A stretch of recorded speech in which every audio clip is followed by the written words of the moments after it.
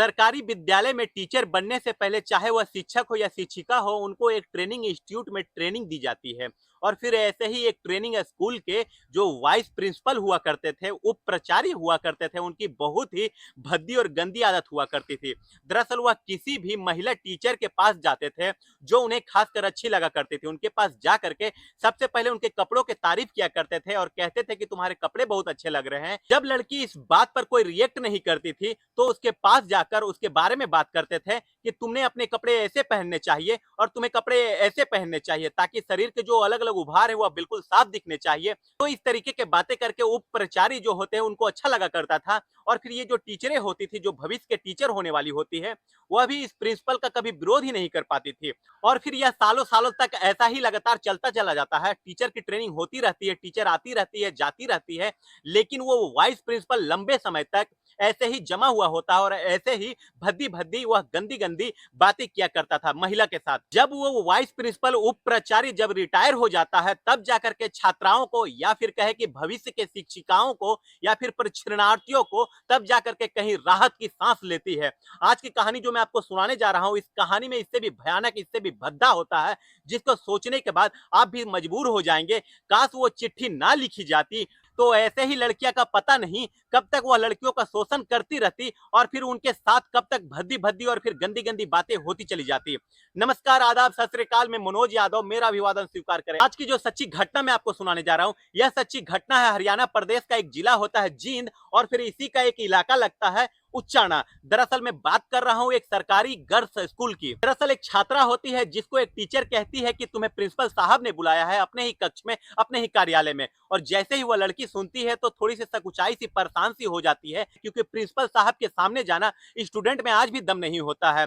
वह लड़की जो होती है सीधा प्रिंसिपल साहब के कमरे में जाती है और कमरे में खोलने से पहले दरवाजे को वह लॉक करती है और कहती है कि मे आई कम इन सर। तो वे कहते हैं ठीक है, अंदर आ जाइए। वे लड़की जैसे ही प्रिंसिपल साहब के सामने खड़ी होती है, प्रिंसिपल साहब कहते हैं कि अरे सालनी, तुम्हें बिल्कुल मेरे बराबर में आना चाहिए। जहां प्रिंसिपल साहब की कुर्सी पड़ी होती है, अपने ही कुर्सी पर बैठे हुए उस लड़की को बिल्कुल बराबर में खड़ा कर देते हैं और खड़ा करने के बाद बातचीत करते करते उस लड़की का हाथ पकड़ लेते हैं। हाथ पकड़ने के बाद और फिर उस लड़की से वैसे ही बातचीत करते और बातचीत करने के दौरान ही उसके प्राइवेट पार्ट्स पर उन्होंने हाथ लगाना शुरू कर दिया। और यही नहीं होता है, और भी उस लड़की के साथ सीने पर हाथ जैसे ही डाला होता है, लड़की ने कहा होता है कि सर ये आप मेरे साथ क्यों गलत कर रहे हैं। तो उन्होंने कहा होता है कि प्रिंसिपल साहब कहते हैं कि गलत जैसा मैं कर रहा हूं वैसा ही चुपचाप सहन करती जाओ। यदि तुमने किसी भी तरीके की आवाज निकालने की कोशिश की, यदि किसी तरीके का विरोध करने की कोशिश की, तो तुम्हें ना केवल मैं फेल करूंगा बल्कि तुम्हें प्रैक्टिकल में भी फेल करूंगा और फिर तुम्हारे माँ बाप को यह जाकर के शिकायत करूंगा कि तुम लड़कों के साथ घूमती हो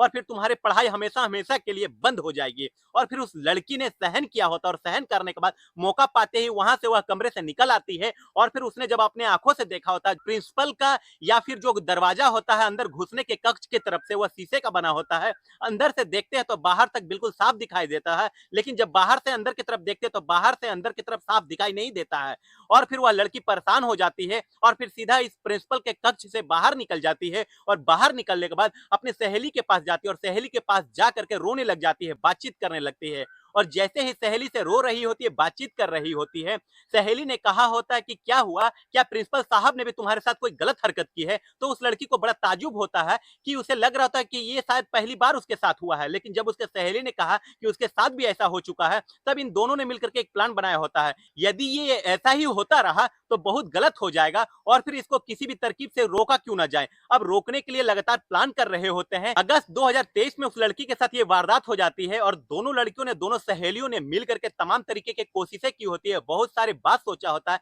कैसे करे कैसे ना करे। उन्हें डर लग रहा होता है इन दोनों का नाम सामने आ गया तो स्कूल से नाम कट जाएगा और उनकी पढ़ाई हमेशा हमेशा के लिए बंद हो जाएगी। जब दोनों सहेलियों ने बहुत सारे प्लानिंग करने के बाद कुछ सोचा होता है कि एक काम करते हैं, क्यों ना एक पत्र लिखा जाए प्रधानमंत्री नरेंद्र मोदी के नाम, क्यों ना एक पत्र लिखा जाए राष्ट्रपति के नाम, क्यों ना एक पत्र लिखा जाए चीफ जस्टिस ऑफ इंडिया के नाम। फिर इसी तरीके से वह सोचती रहती है और सोचते सोचते 5 पेज का एक पत्र लिख डाला होता है और पत्र में जो लिखा होता है अपने आप में बड़ा ही भयानक होता है। दरअसल उस पत्र में लिखा होता न केवल उस प्रधानमंत्री राष्ट्रपति सीजीआई बल्कि राष्ट्र महिला आयोग और फिर राष्ट्रीय राज्य महिला आयोग, दिल्ली महिला आयोग और फिर इस तरीके के अलग-अलग न्यूज को, अलग-अलग संस्थानों को पत्र लिखा होता है और 31 अगस्त 2023 को यह पत्र जब पोस्ट कर दिया जाता है, जब ये सीधे-सीधे संबंधित दफ्तरों में पहुंच जाता तो ज्यादातर दफ्तरों का जो पेज होते हैं, पन्ने होते हैं, कहीं न कहीं वो चुप हो गए, शांत हो गए, शायद ये पत्र कभी सामने नहीं आया। लेकिन जो राष्ट्रीय महिला आयोग के जो पत्र लिखा गया था, वह पत्र न केवल उस ऑफिस में होता है बल्कि पत्र वायरल हो जाता है, जबकि पत्र की यही शर्त होती है कि इस पत्र को छुपा करके रख लिया जाए। यदि यह पत्र सामने आता है तो हर एक क्लास में जाएंगे टीचर और फिर क्लास में जाने के बाद हमारे कॉपियों को निकालेंगे और कॉपियों को निकालने के बाद हमारे राइटिंग चेक करेंगे। कहीं ऐसा ना हो कि हमारी राइटिंग अगर मैच कर गई तो हमारी पढ़ाई पूरी तरीके से बाधित हो जाएगी। लेकिन इसका भी ख्याल रखा जाता है और फिर इस मामले की जांच पड़ताल शुरू हो जाती है। जैसे ही ये वायरल होता है वैसे ही लोगों की जो होते हैं सांसें रुक जाती है और यूं कहे कि उन लड़कियों ने ये भी शर्त रखी होती है कि इस जांच अधिकारी अगर कोई आते हैं तो जांच अधिकारी इस जिले के तो बिल्कुल भी नहीं होने चाहिए, या फिर दिल्ली के होने चाहिए, या फिर चंडीगढ़ के होने चाहिए, या फिर बाहर के होने चाहिए। स्कूल में जब लड़कियों से अकेले में जाकर के बातचीत किया जाता है तो बातचीत करने के बाद ज्यादातर लड़कियां यह बात कहने के लिए तैयार हो जाती है कि उनके साथ कुछ ना कुछ गलत हुआ होता है। अब उस लेटर के आधार पर शुरुआत में उस लेटर को बहुत ही सरलता से लेने की कोशिश कर रहे होते हैं। उस प्रिंसिपल की अच्छे लोगों में बहुत ही पहुंच होती है। प्रिंसिपल का नाम करतार सिंह होता है। अब करतार सिंह जो होता है उसके खिलाफ कार्रवाई ना हो इस तरीके की कोशिश की गई, लेकिन फिर लगा होता है कि बहन बेटियां स्कूल में जाती ही है, किसी की भी बहन हो सकती है, किसी की भी बेटी हो सकती है, ऐसा कैसे हो सकता है। जब इस मामले की जांच होती है तो वह चिट्ठी सामने आ जाती है। चिट्ठी में पहले लिखा हुआ होता है कि सबसे पहली बात की जो भी लड़कियां विद्यालय में उनको पसंद आया करती थी, उस विद्यालय की लड़कियों को पास मैसेज आया करता था और मैसेज आने के बाद उससे कहा जाता था कि प्रिंसिपल ने तुम्हें अपने कमरे में बुलाया है। वहां पर जाने के बाद लड़की से बातचीत के सिलसिले होने के बाद उसके शरीर के अलग अलग हिस्सों में हाथ डाल दिया करते थे। यदि लड़की विरोध करने की कोशिश कर रही है तो उसके साथ ज्यादा वैसी बात नहीं होती थी, लेकिन लड़की जब डर जाया करती थी कभी फेल होने के डर से या फिर प्रैक्टिकल में नंबर कम आने की वजह से, तब उस लड़की के चाहे सलवार में हाथ डाले या फिर उसके कुर्ती में हाथ डाले, वो यहाँ इस हद तक चल जाया करता था। और फिर इसी बीच में कोई बाहर से आदमी आया करता था तो फिर ऐसे स्थिति में क्योंकि बाहर तक उस कांच से साफ दिखाया करता था और बाहर से अंदर नहीं दिखा करता था, तब वह उससे नॉर्मल बातें करता था। अब ऐसे ही करता रहता है। यदि किसी ने विरोध किया तो विरोध करने के बाद उसके साथ होता क्या था कि यह जो व्यक्ति होता है उसे फेल कर दिया करता था। इस तरीके की बातें होती थी।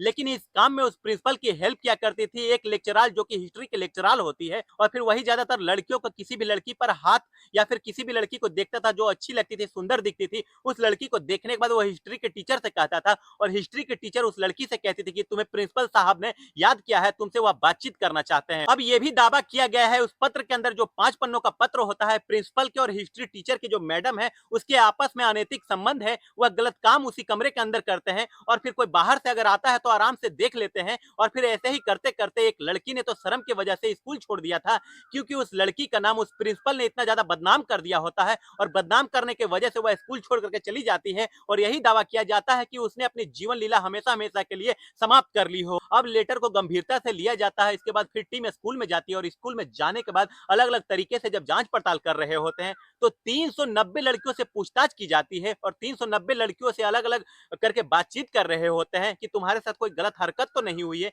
कोई बात तो नहीं हुई है। तो उसमें से 50 लड़कियों ने, करीब 60 लड़कियों ने ये स्वीकार कर लिया होता कि इन्होंने हमारे साथ गलत हरकत की है और हमें गंदी नजरों से देखा है और हमसे गंदी बातें की हैं और हमारे शरीर के अलग अलग हिस्सों को छूने की कोशिश की है। मगर 60 लड़कियों ने जब बात कही होती है तो जो प्रशासन होता है, प्रशासन की टीम होते हैं, जहां जहां उच्च अधिकारी तक बात पहुंचती है वहां वहां तक हड़कंप मच जाता है। और फिर उसके बाद फिर दोबारा से कोशिश की जाती है। स्कूल के अंदर कुछ ऐसे पेटियां रखी जाती है जहां पर लड़कियां सुरक्षा से जाकर के अपना कोई पत्र लिख सकती है, कोई बात रख सकती है कि हमारे साथ ऐसा हुआ है, नहीं हुआ है, या फिर वो भी बातचीत करना चाहती है। इसे जब दोबारा से इशारा किया गया कि लड़की अपनी मन की बात रख सकते हैं, तब जाकर के 390 लड़कियों में से 142 लड़कियां सामने आती हैं और फिर कहते हैं कि प्रिंसिपल ने हमारे साथ भी ऐसी गंदी गंदी हरकतें की है और फिर हमारे साथ भी बुरा किया है। अब इस मामले की जांच देखने लगते हैं हिसार बंद के एडीजी जो होते हैं श्रीकांत यादव जी, और फिर साथ ही जो डिप्टी कमिश्नर होते हैं जिंद, इनका नाम इमरान रजा होता है, और फिर वो इस मामले की जांच करते हैं और फिर अपने एसडीएम से कहते हैं कि जा करके तुम्हें खुद देखना चाहिए।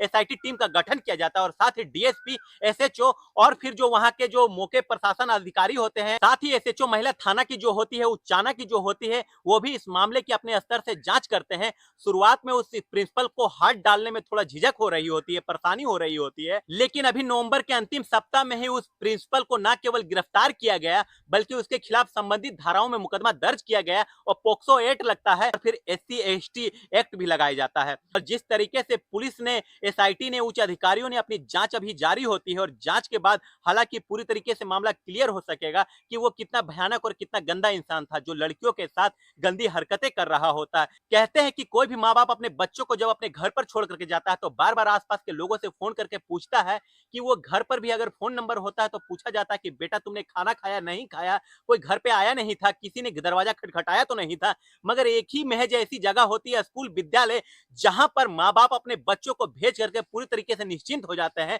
कि हाँ बच्चा 100% सेफ है, सुरक्षित है, वहां पर किसी तरीके की कोई दिक्कत नहीं है। लेकिन जिंद के जिस तरीके से सरकारी राष्ट्रीय विद्यालय में, जिस तरीके से गर्ल्स कॉलेज में, जिस तरीके के विद्यालय के अंदर लड़कियों के साथ पिछले 6 साल से लगातार ऐसे ही गंदा और घिनौना कृत्य हो रहा होता है, बात सहज ये अंदाजा लगाया जा सकता है कि 6 साल में कई लड़कियां ऐसी होगी जो पास आउट होकर के यहां से चली गई होगी, कितनी लड़कियां ऐसी होगी जिसके साथ उस प्रिंसिपल ने यौन शोषण भी किया होगा। दोस्तों, इस पूरी घटनाक्रम को सुनाने का उद्देश्य किसी को परेशान करना नहीं है, किसी का दिल दुखाना नहीं है, बल्कि आपको जागरूक करना है, आपको सचेत करना है, आपको बताना है कि जिस तरीके से दो सहेलियों ने हिम्मत करके 5 पन्नों का पत्र लिखा होता है राष्ट्रपति, उपराष्ट्रपति या फिर महिला आयोग या फिर जस्टिस के सामने, चीफ जस्टिस के सामने, राष्ट्र महिला आयोग के सामने, दिल्ली महिला आयोग के सामने, उसी तरीके से हिम्मत जुटाई। ना केवल उसने अपनी जिंदगी को बचाया है बल्कि ना जाने आने वाले भविष्य में कितनी ऐसी लड़कियों के साथ होने वाले यौन शोषण से भी राहत दिलाई होती है और बचाया होता। फिलहाल पुलिस ने उस प्रिंसिपल को गिरफ्तार करके जेल भेज दिया।